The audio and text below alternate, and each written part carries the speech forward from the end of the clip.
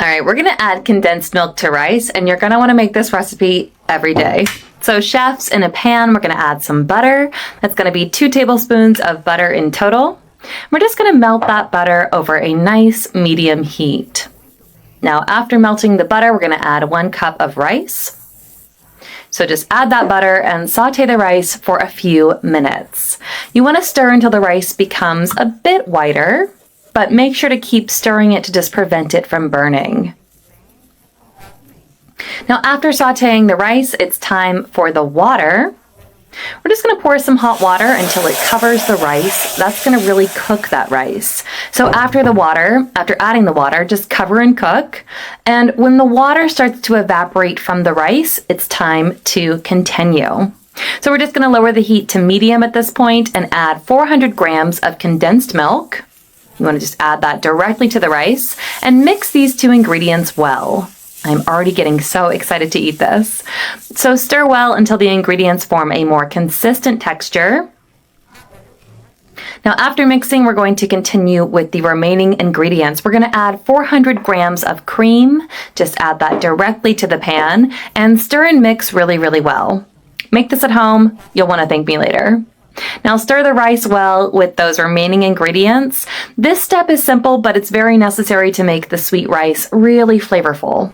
Now once you're done, we're going to cover and cook for 7 minutes. And after that 7 minutes, our recipe is actually almost ready. Now we're just going to add 1 cup of powdered milk. Just add it to the pan and mix well. If you prefer, you could add the powdered milk gradually. It'll be so perfect if you do it that way. And the flavor is just going to be so right and nice and sweet. Now with the powdered milk, your rice will change texture a little bit, which is great. This recipe is so perfect and super tasty. Now after mixing, just turn off the heat to prevent burning the rice. Remember to always cook on low or medium heat. And after mixing, it is ready. So to make it look a little bit nicer, I'm going to transfer the rice to a larger bowl. You can see how creamy the rice has become. I am so excited to try this. The flavor on this is really going to be perfect. You will totally thank me later. Now with a sieve, add more powdered milk on top. Add a generous amount, spread it well. You could also add cinnamon, grated coconut, or even some sugar, and it is done. So let's go ahead and eat. Now, if you prefer, you could chill the rice in the fridge and serve it cold. It's great that way. I love this recipe. I like to eat it hot in the winter. It's so soothing. Now in the summer, serve it cold. Get ready for some compliments. So serve a generous portion for your family. Let's go ahead and try it. Wow. You can thank me later. Please enjoy. How didn't I learn this before? A genius trick I learned from a friend in Italy. To start today's recipe, we're gonna open up a chicken breast, just like I'm doing here. Cover it with some plastic wrap and use a meat mallet to tenderize it. I bet you've never tried anything like this before. It's super easy, practical, and fast to make. Now we're gonna cut the chicken using a pot lid as a guide, just like this. Then move it into a bowl with all-purpose flour, just enough to coat it. Even your friends and family are going to ask where you learned to do this. Make sure to cover it well with flour.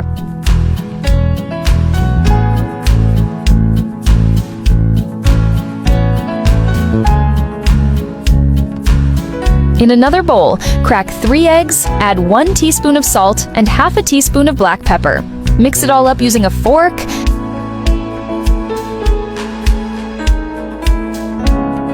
Now add 3 minced garlic cloves, parsley to taste, and half a cup of Parmesan cheese.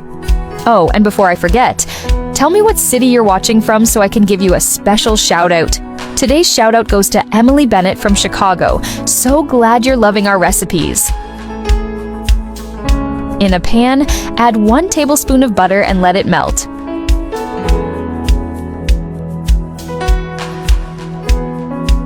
Now coat the chicken in the egg mixture we made, making sure it's fully covered, then place it in the pan and let it fry.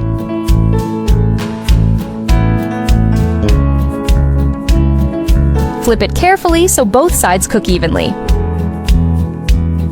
Once it reaches a golden color, take it out. In the same pan, pour in 1 cup of chicken broth, add 3 minced garlic cloves, and squeeze in half a lime. Add parsley to taste.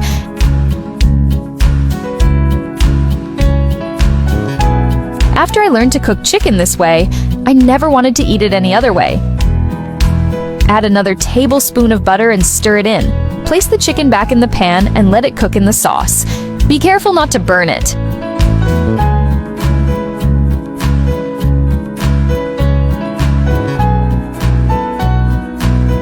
I'm sure this will become your favorite go-to dinner. Perfect for those days when you don't have a lot of time to cook.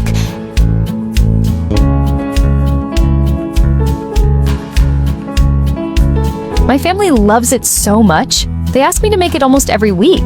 It's literally impossible to eat just one piece. I'm sure it'll become a regular dish at your place too, just like it did for me.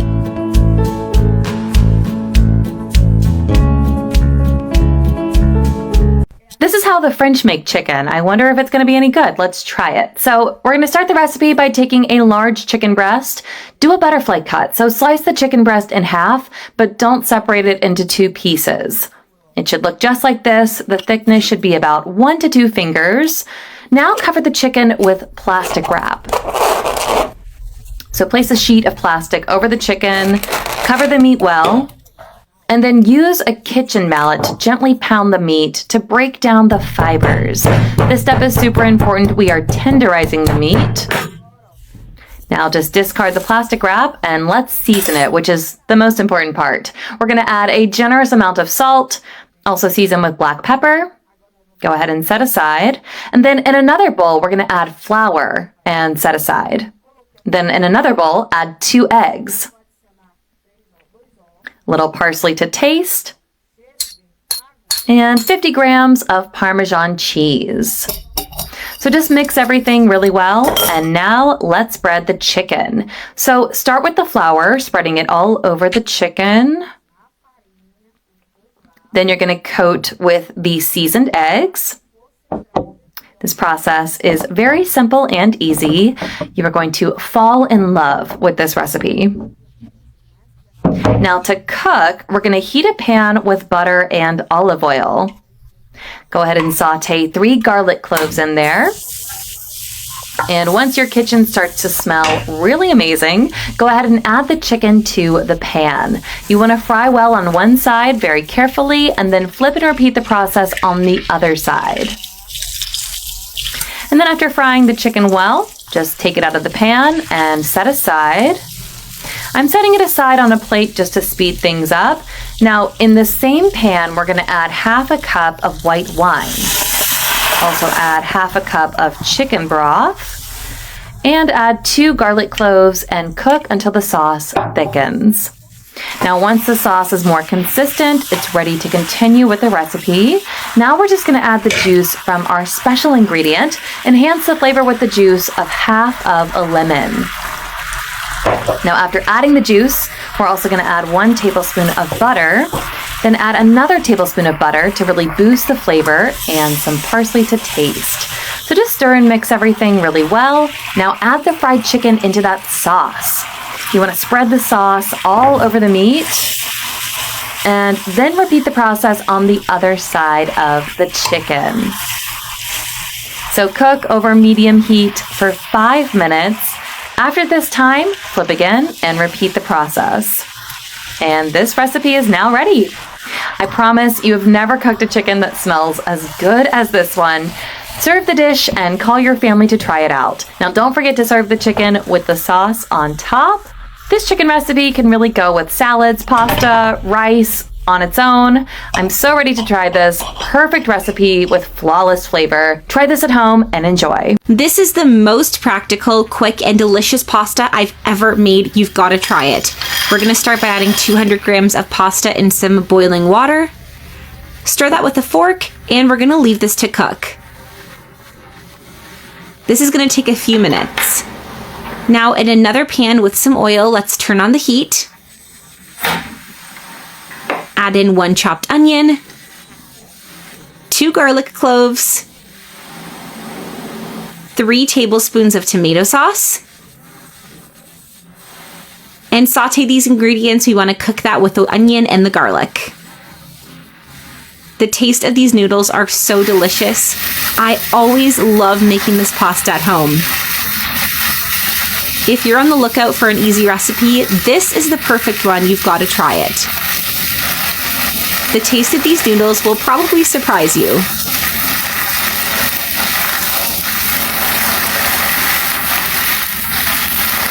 We're now going to add in 1 tablespoon of salt for seasoning, some oregano, red pepper flakes, as well as 1 tablespoon of sugar. Give everything a good mix. Now you can add any other spices if you prefer. Make this sauce to your preference, however you like it. After we've sauteed this for a bit, let's add 50 mils of water. We're also going to need 100 mils of milk, 200 grams of cream. The flavor of this sauce is so perfect. We're also going to need 150 grams of cheese, along with 1 tablespoon of butter.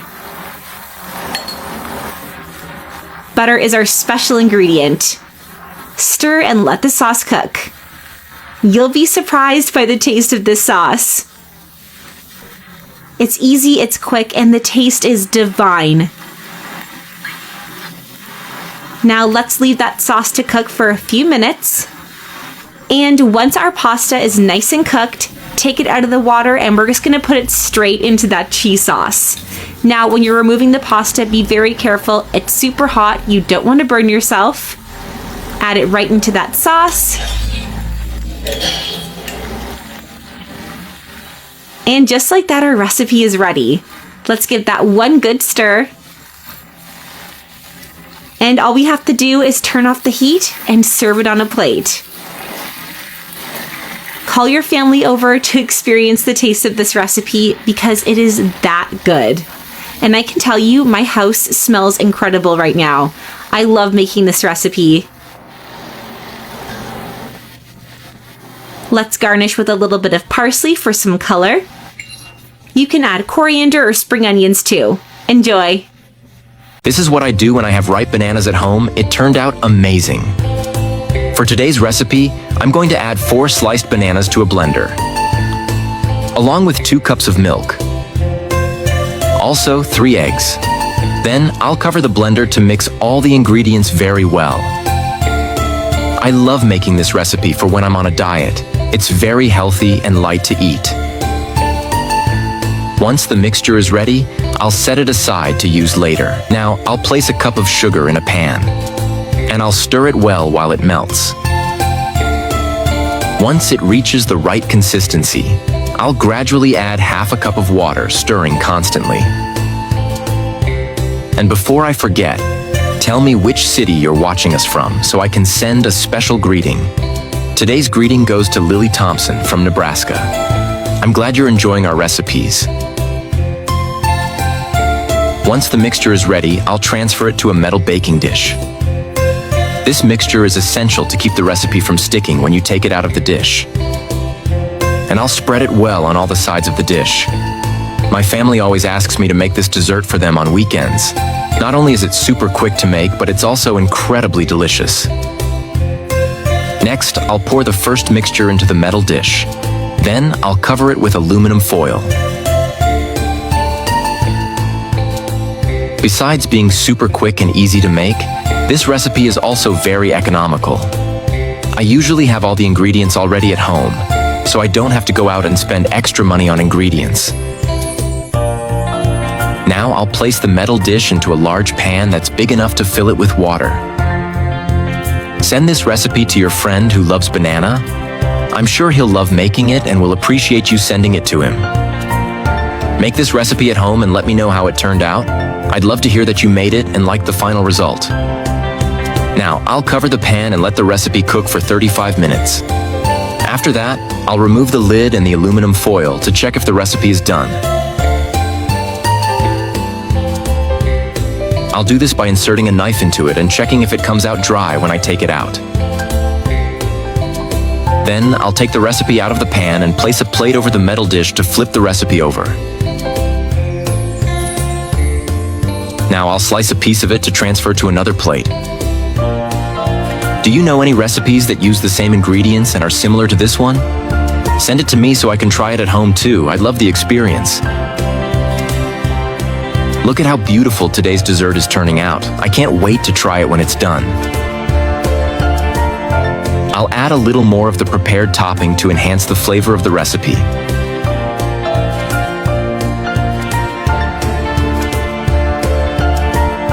Tuna, egg, and avocado.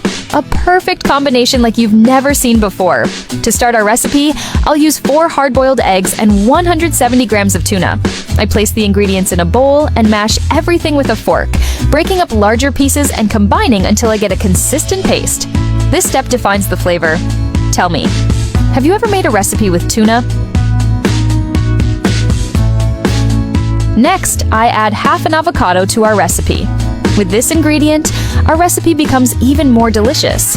I scoop it out and mix slowly. The color changes immediately, the green spreads through the light flakes, and the texture gains a silky touch that promises a refreshing bite.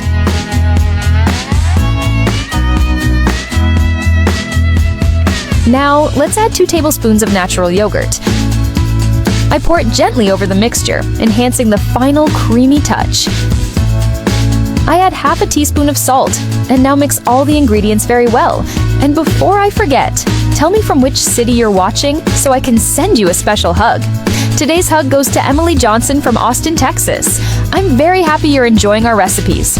I continue mixing, scraping the bottom, until everything is uniform and well combined. This is the part that defines the result. As I mix, the color becomes uniform, and the texture shows that everything has come together. This step seems simple, but ensures the balanced flavor that makes each bite worthwhile.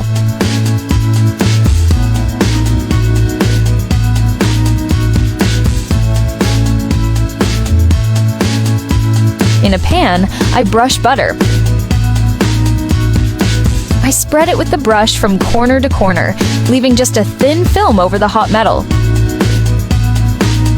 Now, let's toast 2 bread slices. The slices touch the hot surface and start to sizzle. I wait for the first golden mark to appear, turn them carefully, let them brown on the other side, and remove them when the crust is firm but still soft in the center. I spread the mixture over one of the halves, creating a generous layer that reaches the edges, ready to unite both sides. I join the parts, press lightly with a fork to seal, and cut diagonally, forming 2 intact triangles, perfect for serving. I observe how the edges align and the bread holds the filling firmly. It already makes me want to grab one right now. I hold one of the triangles, press lightly, and see the filling emerge between the toasted layers. The aroma jumps out immediately, confirming that the combination is spot on. The crispy crust embraces the soft filling, proof that every step of the preparation was worth it.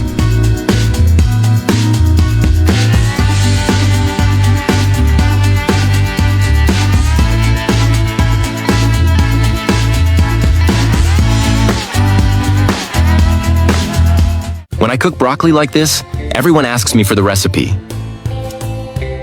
To start today's recipe, I'm going to slice a broccoli into very small pieces. After that, I'll slice those pieces again into even smaller pieces. Now I'll transfer the broccoli to a large bowl. Next, I'll add a teaspoon of salt, a teaspoon of paprika, a teaspoon of chili flakes, 50 grams of Parmesan, 2 eggs, and I'll mix the ingredients very well.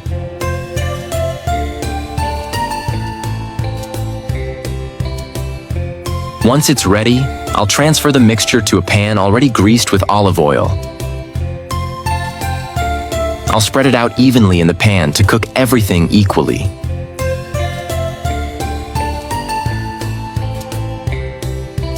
Then, I'll cover the pan to let it cook for 10 minutes. After that time, I'll use a plate to flip the recipe over to the other side. It might seem like a difficult recipe to prepare, but it's incredibly easy to make. I'll add 3 tablespoons of tomato sauce on top of the dish.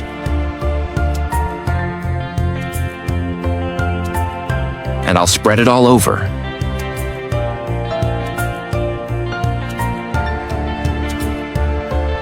After that, I'll add some mozzarella on top to taste. The texture the mozzarella gives to this recipe is amazing. I'll add slices of a tomato on top. Also, I'll add some bacon to taste.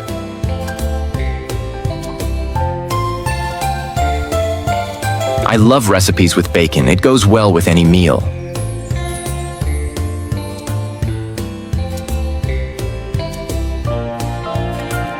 I'll sprinkle some oregano on top of the dish. Then I'll cover the pan again and let it cook for another 5 minutes. After that time, it's ready. Now it's time to transfer it to the final plate, slice it up, and enjoy today's meal. Look how beautiful this recipe turned out. I can't wait to enjoy it.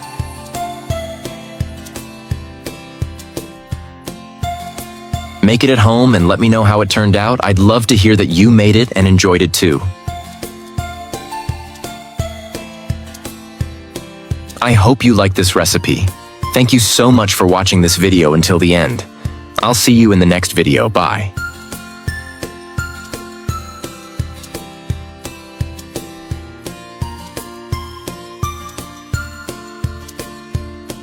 You can make this cake in a pan. It's super quick and easy, a practical and delicious recipe. To start, I add 1 tablespoon of butter to the pan and let it melt completely. The butter has fully melted. Now I add 1 heaping tablespoon of sugar. I stir well to dissolve the sugar and let it caramelize with the butter. The sugar has caramelized, forming a golden, shiny syrup. Now, while the caramel is still hot in the pan, I add pineapple slices. I'm using canned pineapple, but if you prefer, you can use fresh pineapple. I arrange the slices evenly around the pan, making sure they are well placed. Done! All the pineapple slices are now on the bottom of the pan. Now, I set this aside while I prepare the cake batter. In a bowl, I add 1 egg, 3 tablespoons of sugar, and half a teaspoon of vanilla extract. The vanilla extract will give the batter a delicious aroma and a special flavor. I mix well until the sugar is fully dissolved. Now, I add half a cup of oil and half a cup of milk. I mix again until all the liquid ingredients are well incorporated. Then, I add 1.5 cups of sifted all-purpose flour, which helps make the batter lighter. I stir well until I have a smooth, lump-free mixture. I keep mixing slowly until the texture is silky and even. The batter is now well mixed. Now I add half a tablespoon of baking powder. I stir gently to incorporate the baking powder without losing the fluffiness of the batter. This batter is amazing, super light and full of flavor. Look at this perfect texture, airy and easy to prepare. And the best part is that this recipe is super fast. In less than 5 minutes, the batter is ready to cook. Now I pour the batter over the caramelized pineapple slices. I spread it carefully to make sure all the pineapple is covered. I scrape the bowl well to use all the batter and avoid waste. I spread the batter gently so it's evenly distributed and covers all the slices. Important reminder, the heat is still off so the caramel and pineapple don't burn. Now that everything is ready, I cover the pan with a lid. Then, I turn on the heat on very low and let the cake cook for about 15 minutes. Now it's time to flip the cake. To do this, I take a large plate and place it on top of the pan. Very carefully, I flip the cake so that the caramelized side is on top. I turn the heat back on and let it brown for a few more minutes. The cake is now fully cooked and golden brown on both sides. I turn off the heat and remove it from the pan. Using a spatula, I lift it carefully and place it on a serving plate. I put it back on the same plate I flipped it onto to keep a nice presentation. Now, it's time to cut a slice of this wonderful cake. Look at this amazing texture. The caramelized pineapple cake turned out absolutely perfect. Now all that's left is to enjoy this delicious treat.